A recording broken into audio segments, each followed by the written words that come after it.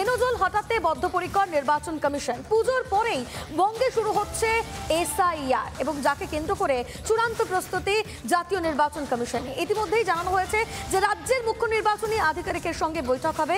সব রাজ্যের মুখ্য নির্বাচনী আধিকারিকরা থাকবেন, তার সঙ্গে থাকবেন এই রাজ্যের মুখ্য নির্বাচনী আধিকারিকও। আগামী 10 সেপ্টেম্বর হতে চলেছে সেই বৈঠক।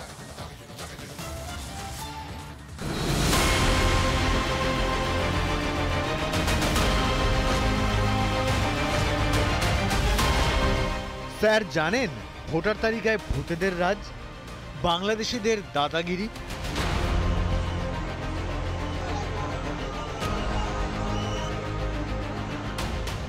না জেনে ফর্ম ফিল আপ করবেন না।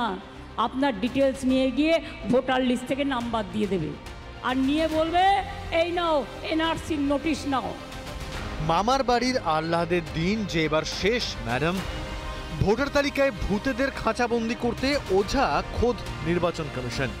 কারণ বিহার ঘুরে এসআইআর এবার বাংলায় ঢুকছে। 2002 সালের পর আবার আসছে এসআইআর, মানে ঠিক 23 বছর পর। সূত্রের খবর পুজোর পরেই বাংলায় হতে চলেছে এসআইআর। এর জন্য প্রস্তুত জাতীয় নির্বাচন কমিশন।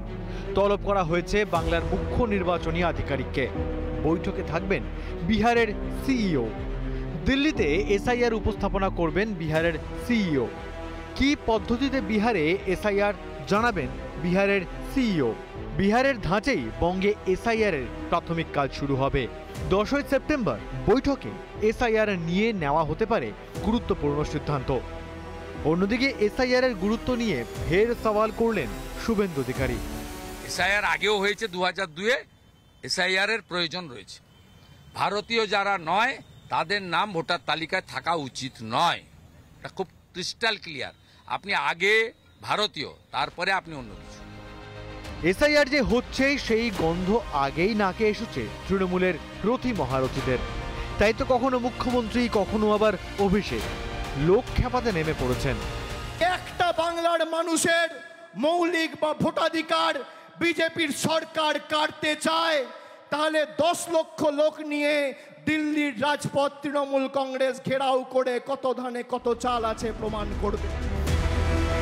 এসব শুনলে বোঝা যায় ভয় কিভাবে জাঁকিয়ে বসেছে তৃণমূলকে। তবে বাংলায় হেডস্যার আসছেনি। যতই গায়ে জ্বর আসুক শাসক নেতাদের, এখন তাদের বলতেই হবে ইয়েস স্যার, প্রেজেন্ট প্লিজ। এবার পালা ভোটার তালিকায় বেনজল ধরার, জেল ভরার। রিপাবলিক বাংলা। নানা ধরনের কন্টেন্ট দেখার জন্য লাইক করুন, শেয়ার করুন আমাদের ফেসবুক পেজ, সাবস্ক্রাইব করুন আমাদের ইউটিউব চ্যানেল। পাশাপাশি অন্যান্য ব্রেকিং নিউজের জন্য অবশ্যই চোখ রাখুন রিপাবলিক বাংলায়।